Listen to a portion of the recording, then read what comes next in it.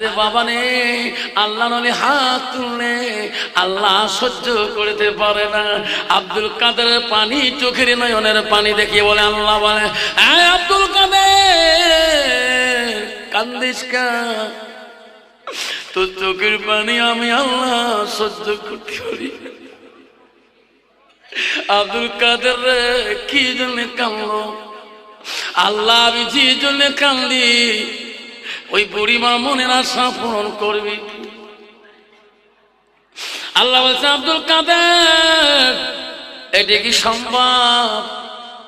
ওনার ছেলে মারা যাবার বহুদিন হয়ে যায়, এই পানিতে পড়ছিলে, মাছের পেটে খেয়েছে, মাছ খেয়ে শেষ করে দিয়েছে। আব্দুল কাদের মাছ খেয়ে পায়খানা করেছে, তার পায়খানা মাটির সাথে মিক্সচার হয়ে গেছে। এটা কি ফেরত দেওয়া সম্ভব? আব্দুল কাদের জিলানী আল্লাহর ওলি বলেছে, মাবুদ তোর কাছে সম্ভব কেন? তুমি নিজে বলছো যে মাটিরে বানাবো, সেই মাটিতে আমি রাখবো, আবার সেই মাটিরে পুনরুদ্ধার করব, হাসরে নিয়ে যাব। এই ওয়াদা তো নাই দেখবে। আল্লাহ কোটি কোটি বছর চলে যাবে, আবার যদি পুনরুদ্ধার করা শক্তি থাকে, এই এক বছরে বুড়িমার সন্তান তোর কাছে। আল্লাহ আমি আব্দুল কাদের জিলানী দোয়া নষ্ট করব না, আমি দোয়া শেষ করব না। আল্লাহ আমি দোয়া দিয়ে থাকবো। আমি বুড়িমাকে কথা দিছি, ও বুড়িমা আপনি কাঁদলেন না, তোমার চোখের পানি দেখলে আমি বুড়িমা সহ্য করতে পারি না। আও মাবুদ আল্লাহ আমি আব্দুল কাদের কথা দিয়েছি, বুড়িমার চোখের পানি বন্ধ করতে হবে। আল্লাহ বলছে, আব্দুল কাদের আর কান্দিস না রে, বুড়িমাকে নদীর দিকে তাকাইতে বল।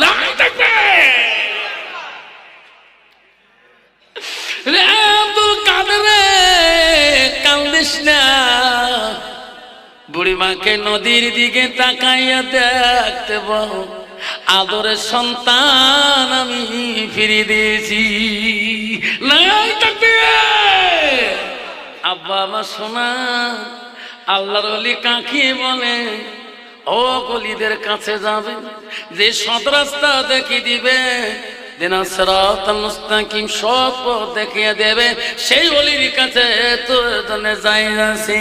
আব্বা যুবক রে খবরদার খবরদার, আব্বা বাবা 5 ওয়াক্ত নামাজ পড়বেন। ও মা বলে না, আম্মারা আল্লাহ রসুল বলো আস্তানা ফারজাহা, মা তোমার পর্দায় পুশিদায় থাকতে হবে। মা এখনো তোমার পেটে থাকি আল্লাহর ওলি আব্দুল কাদের জিলানীর মতন আলেম আসবে, মুক্তি মাওলানা তোমার পেটে থেকে আসবে, যদি তুমি পর্দা নিশি হও, মুত্তাকিন পরহেজগারি হও। আল্লাহ আল্লাহ ঠিক না বেটা? তুমি এটা হতে হবে আল্লাহ ওয়ালা মুত্তাকিন পরহেজগারি।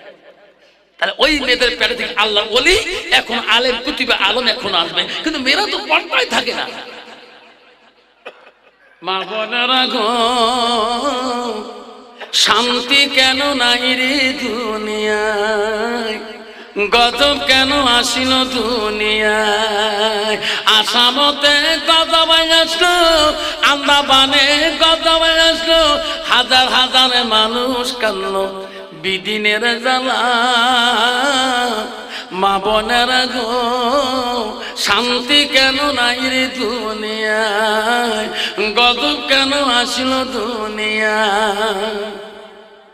মদের বাজারে গরম হলো, মদের বাজারে গরম হলো, যুগের কোটে মানুষ যায়, বাপের ভিটা তুয়ে দিয়ে ঘর জামাইয়ে বেটা হয়। মা বোনেরা গো, শান্তি কেন নাই রে দুনিয়ায়, গজব কেন আসলো দুনিয়ায়। মেয়েরা বলে স্বাধীন হবে, মেয়েরা বলে স্বাধীন হবে, আর পুরুষের দরকার নাই। পুরুষ নিয়ে কি করিব, নিজের কামাই নিজে খাও। কত মহিলা আছে, শ্বশুর যদি বলে বৌমা কার সাথে পেশাল পান বলে ঘরে কায় কাইতে কাই তোমরা ভাত দে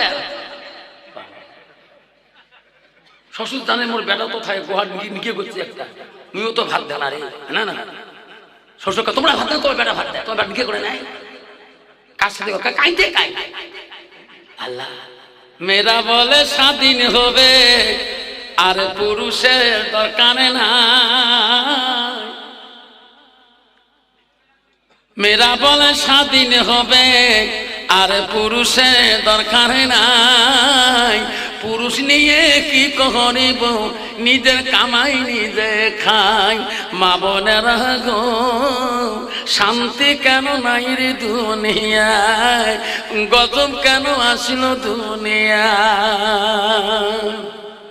নিজের বাপকে বাপ বলে না নিজের বাপকে বাপ বলে না শ্বশুরকে যে আব্বা কয় মার কপালে ভাত জোটে না শাশুড়িকে আম্মা কয় আম্মু আছে না কত যুবক আছে নিজের বাবাকে বাপটাও না কয় বুড়ে কয় ছেলেকে বাবা তো দাদা করে তোর বুড়ি দাদা করে কি লজ্জা থাকা হায়া থাকা দরকার আর শ্বশুর বউ শিখিয়ে দিচ্ছে দেখছে তোমার বাবু বুড়িয়ে করবার আমার কোন জলস্যের মধ্যে বুড়িয়ে কোনো আব্বা কোয়া খাবে ঠিক আছে নো টেনশন নো ম্যাটার 3 কেজি মিষ্টি নিলে সাগর হোটেলে 3 কেজি মিষ্টি নিয়ে ব্যাগের পাশে তুলে নিয়ে 1 কেজি দেখে শ্বশুর বেরিয়ে বাড়ি বসিয়ে আছে দেখো আব্বা সালাম আলাইকুম তোমারও গজব হোক বড় গজব হোক যখন ঠিক না বিঠে নিজের বাপকে বাপ বলে না নিজের বাপকে বাপ বলে না শ্বশুরকে যে আব্বা কয় মার কপালে ভাত জোটে না শাশুড়িকে আম্মা কয় মা বোনেরা গো শান্তি কেন নাই রে দুনিয়ায় ভাই বন্ধুরা গো শান্তি কেন নাই রে দুনিয়ায় রাসূলুল্লাহ বাড়িতে আছে এক হাদিস আছে আসি দেখে হযরত আয়েশা বসে আছে ওইদিন রাসূল হাদিস আছে ওইদিন নবীর বাড়ি বাতি মম ছিল না অন্ধকার ছিল না অভাব আয়েশা রাসূলকে দেখিয়ে খুশি হয়ে গেল রাসূলুল্লাহ ঘুমাইলে আয়েশা ঘুমায় কি মহব্বতের নবী রে আয়েশার এত ভালোবাসা নবী রে আয়েশা নবীকে নিয়ে ঘুমাইলে গভীর রাত হয়েছে আয়েশা জাগ্রত হয়ে হট করে দেখে নবীজি সামনে নাই বিছনায় নাই নবী কোথায় গেল রে আমার নবী কোথায় গেল অন্ধকার মন নাই বাতি নেই ঘরের ভিতরে আয়েশা কান্দে ওরে মাবুদ আমার নবীকে কোন দুশমন নিয়ে গেল নাকি আমা বলে না স্বামীর কি ভালোবাসে গো মায়েশা পৃথিবীর জমিনে দেখে গেলেন আয়েশা কান্দে অন্ধকার ঘরের ভিতরে সেই রুমে কান্দতে কান্দতে আয়েশা হাসতায় অন্ধকারে হাসতে হাসতে যায় ঘরের কোনায় দিকে ওই সময় আয়েশা মা আম্মা জানের হাতটা রাসূলুল্লাহর মাথার মধ্যে লাগিয়ে যায় দেখি রে নবীজি সিজদার মধ্যে পড়ে কাঁদতেছে হুজুর কাঁদেন কে গো আপনি বিছনায় রইলেন না বিছনায় থাকেন না হুজুর আপনি এত কাঁদেন আপনার কি ঘুম নাই আপনি কি আরাম করবেন নবী বলছে আয়েশা আমি যদি বেশি ঘুমাই আমার উম্মতরা বেশি ঘুমাইবে আমি বেশি আরাম করলে আমার উম্মতরা বেশি আরাম করবে বন্ধ করে আমার শেষের দিকে চলে যাবো বাবা আর বেশিক্ষণ বলতে চাই না আব্বারে শোনা না ও বাবা আমার সোনার বাবা কষ্ট দেব না বাবা আমার শোনা সাল্লাহ বিশ্ব রাসূলুল্লাহ সাল্লাল্লাহু আলাইহি ওয়াসাল্লাম আমার নবীজি আল্লাহ মনসুর আলী নামে এক ভাই মারা গিয়েছে আল্লাহ তার স্ত্রী আমাকে একটা হাদিয়া স্বরূপে 40 টাকা দিয়েছে আল্লাহ সেই বোনের আদরের স্বামীটা কবরে চলে গিয়েছে আল্লাহ আলেমের মহব্বতে আল্লাহ আমাকে যা দিয়েছে দোয়া করব আল্লাহ ওই বোনের স্বামীর কবর আল্লাহ জান্নাতের বাগান করে দেয় যখন আমিন নবীজি আরেকদিন আয়েশা মা আম্মা জান আর একদিন নিয়ে ঘুমাইলো। হাদিস শরীফে আছে ওই দিন নবীজির ঘরে বাতি ছিল, মোমো ছিল, ফটকটা আলো। নবীকে নিয়ে আয়েশা ঘুমাইলো। গভীর রাত হয় নাই, কিছুক্ষণ পরে আয়েশা লক্ষ্য করি দেখে রে নবীজি আয়েশা বিছানার মধ্যে ছিল না। আয়েশা বলে আল্লাহ, আজকে তো বাতি আলো সব জ্বলছে, নবী কোথায়? আমার নবী কোন দিকে গেলে আমাকে ডাক দিয়ে যায়।